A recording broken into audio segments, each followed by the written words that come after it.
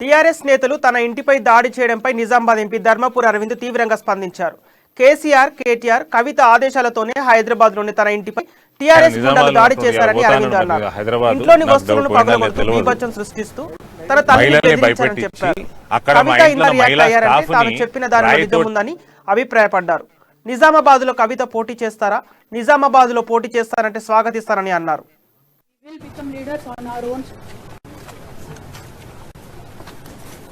నీకోసం కేసీఆర్ మీద దాడి చేసినావా కవితని అడుగుతా ఉన్నాను నేను.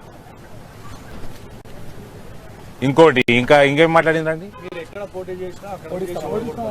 సంతోషం, రమ్మని చెప్తున్నాం కదా. నేను 50 సార్లు చెప్పిన ఇప్పటికి. ఇప్పుడు వస్తుందా నిజామాబాద్కి? వస్తుందా? నిజామాబాద్ పార్లమెంట్ పోటీ చేస్తుందా?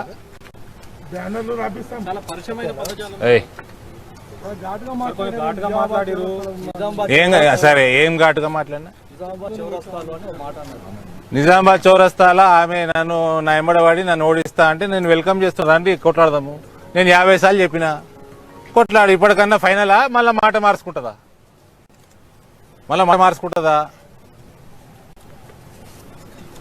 ఇంత రియాక్ట్ అయ్యంటే మరి ఆ ఫోన్ కాల్ నిజమా కాదా అన్నది ఎంక్వైరీ కావాలి. నాకు ఫోన్ చేసి చెప్పింది చాలా సీనియర్ కాంగ్రెస్ పార్టీకి జాతీయ వాళ్ళ ఆఫీస్ బేరర్ ఫోన్ చేసి చెప్పిండు. మరి ఆమె ఫోన్ ట్యాప్, ఆమె అందరు ఫోన్లు ట్యాప్ చేస్తారు కదనే, బిడ్డది రికార్డు తీయమని ఉంటుంది. మరి ఆమె ఇంతగానం రియాక్ట్ అయిందంటే నిజం ఉన్నట్టుంది అందులో. ఇప్పుడు first I don't want to get in to all this. First నా తల్లిగారిని ఇంట్లో ఉండంగా భయపెట్టించి, మహిళలు ఉన్నారు, అందరూ వేరే మహిళలు ఉన్నారు, వాళ్ళని కొట్టి, దేవుడి పటాలు ధ్వంసం చేసి, టేబుల్ వాళ్ళకు కొట్టి, కారద్దాల వాళ్ళకు కొట్టి, ఇంట్లో కిటికీలు వాళ్ళకు కొట్టి, అంటే ఇది ఏందన్నట్టు? నీ ప్రగతి భవన్ చేసినావా?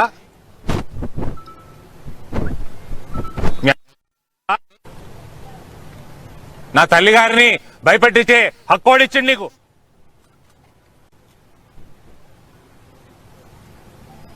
కుల అహంకారంతో మాట్లాడుతున్నది. విపరీతమైన కుల అహంకారం అయిపోయింది వీళ్ళకి. ఈ కేసీఆర్, కవిత, కేటీఆర్ కి విపరీతమైన కుల అహంకారం అయిపోయింది.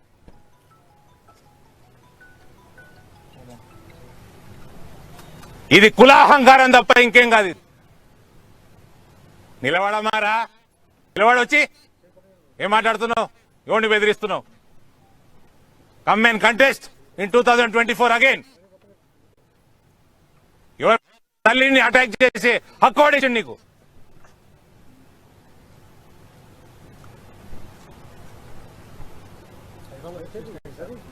పోతానే మాట్లాడదాం, ఫోన్లో మాట్లాడదాం.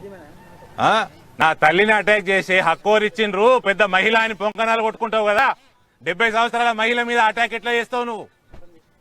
నీ కులాహంకారం ఏంది? కులమస్తి ఏంది మీ ఇంటి వాళ్ళకి అందరికీ? ఏం దొరల పాలన అనుకుంటున్నా? ఇంకా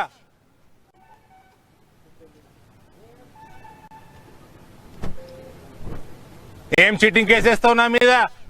178 మంది పసుపు రైతులు నామినేషన్లు వేస్తే 71 మంది ఒఫీషియల్ గా భారతీయ జనతా పార్టీ కండువాలు కప్పుకున్నారు.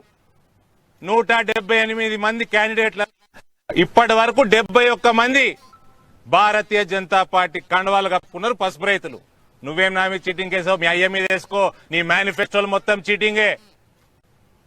మీ అయ్య ఇల్లు ధ్వంసం చేయపో.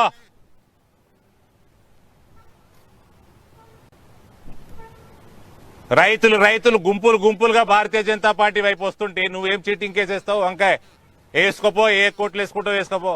నా తల్లిని అటాక్ చేసి ఆ కోడిచ్చిండు. నీ కులాహంకారం ఏంది ఇది తెలంగాణలో?